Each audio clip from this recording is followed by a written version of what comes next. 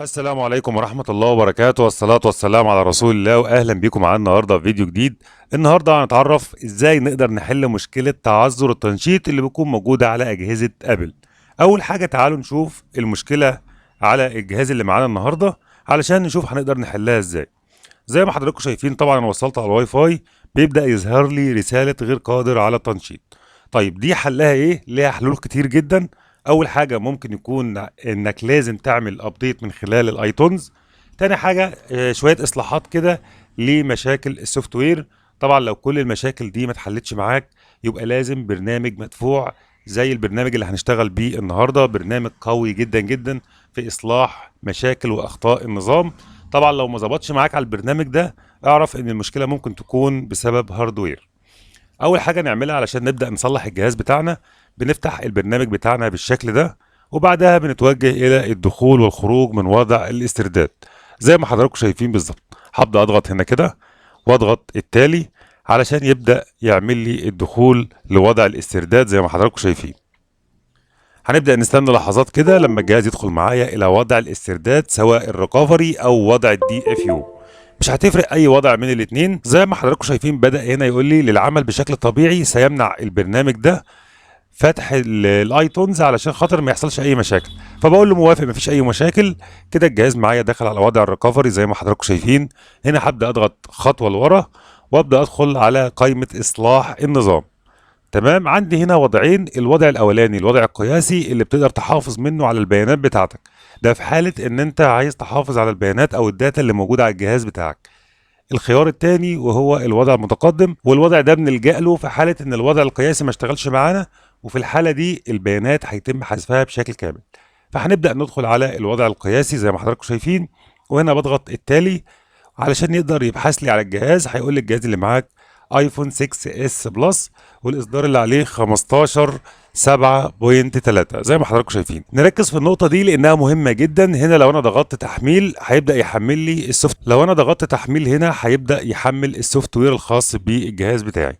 طيب لو أنا محمل السوفت وير قبل كده، نركز جدا في النقطة دي لأن النقطة دي مهمة جدا. لو أنا هنا ضغطت على كلمة تحميل هيبدأ يحمل لي السوفت وير الخاص أو المناسب بالجهاز بتاعي. طيب لو انا محمل السوفت وير قبل كده اعطيك المسار اللي تحطه فيه هنا، هتضغط هنا وتعمل نسخ لملف السوفت وير داخل ملف فيرموير. زي ما حضراتكم شايفين الموضوع سهل جدا. يعني لو انت محمل السوفت وير المسار اهو، انسخ فيه السوفت وير المناسب للجهاز. لو مش محمله هتضغط على كلمة تحميل. طبعا انا محمله قبل كده فهيتم التحقق بسرعة زي ما حضراتكم شايفين. لكن لو انت مش محمله هيبدأ يعمل داونلود وهياخد منك وقت شوية على حسب سرعة الإنترنت عندك. هنا بيعمل جاري استخراج البيانات الثابتة، ونبدأ نستنى لما ينتهي من عملية استخراج البيانات ونرجع لكم تاني. هنا زي ما حضراتكم شايفين تم استخراج البيانات الخاصة بالسوفت وير علشان يبدأ يثبت ويعمل إصلاح في نفس الوقت السوفت وير الموجود معانا. كل اللي هعمله هنا هضغط على كلمة بدء وابدأ استنى الجهاز بتاعي يبدأ يحول الجهاز من وضع ريكفري إلى وضع الاسترداد سواء الدي اف يو، علشان يبدأ يعمل تنزيل وإصلاح لملف السوفت وير. زي ما حضراتكم شايفين بالظبط بيبدأ هنا عملية الإصلاح، وزي ما حضراتكم شايفين كده بدأ عملية التحميل. هنسيبه لما ينتهي ونرجع لكم تاني علشان نجرب الجهاز مع بعض.